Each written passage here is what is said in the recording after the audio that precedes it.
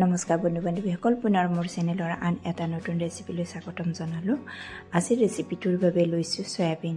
চয়াবিনখিনি প্ৰথমতে পানীৰে তিয়াই লৈছোঁ, লৈ কোমল হোৱাত পানীখিনি চেপি ল'লোঁ। পানীখিনি চেপি মই এতিয়া এইখিনি মিক্সাৰ জাৰত দি দিম। এয়া মিক্সাৰ জাৰত দি দিলোঁ। এতিয়া এইখিনি মই খুব বেছি মিহি নকৰোঁ, মাত্ৰ এপাকতে এনেকৈ ৰাখি থৈছোঁ। এতিয়া মই উলিয়াই ল'লোঁ।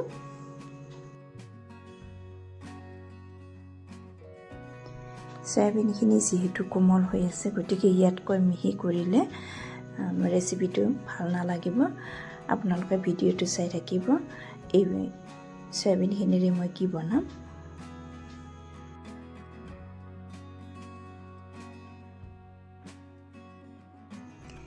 এতিয়া ইয়াতে মই প্ৰথমতে নিমখখিনি দি ল'লোঁ। তাৰপিছতে লৈছোঁ পিঁয়াজ, এটা জলকীয়া কুটি লৈছোঁ।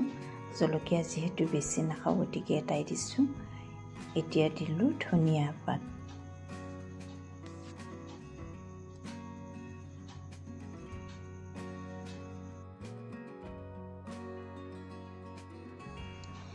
ইয়াতে মই আৰু অন্য মছলা ব্যৱহাৰ নকৰোঁ।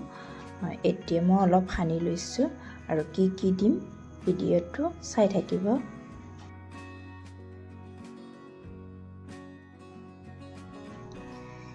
ইয়াত দুটা কণী ল'লোঁ, লৈ মই আকৌ ভালদৰে সানি ল'ম। এনেকৈ সানি ল'লোঁ।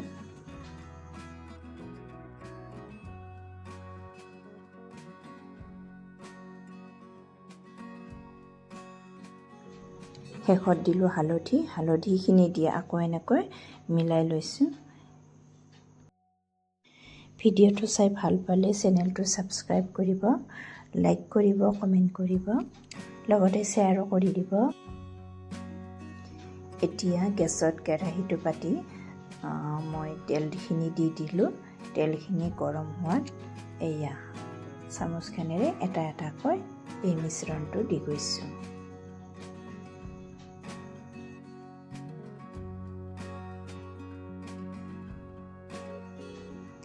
ৰেচিপিটো আবেলি চাহৰ লগত অথবা ভাতৰ লগতো খাব পাৰি। খুব ভাল লাগিলে ৰেচিপিটো খাই। আপোনালোকে বনাই চাব, খুব সহজ।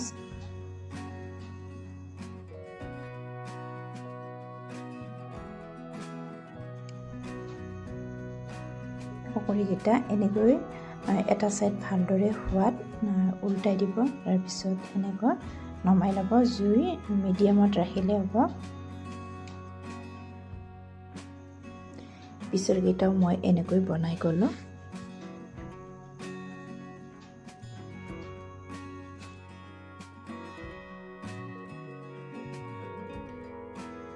কণী দিয়াৰ বাবে তেলখিনি ফেন উঠিছে, কোনো কথা নাই। নমাই লোৱাৰ পিছত শুকাইছে।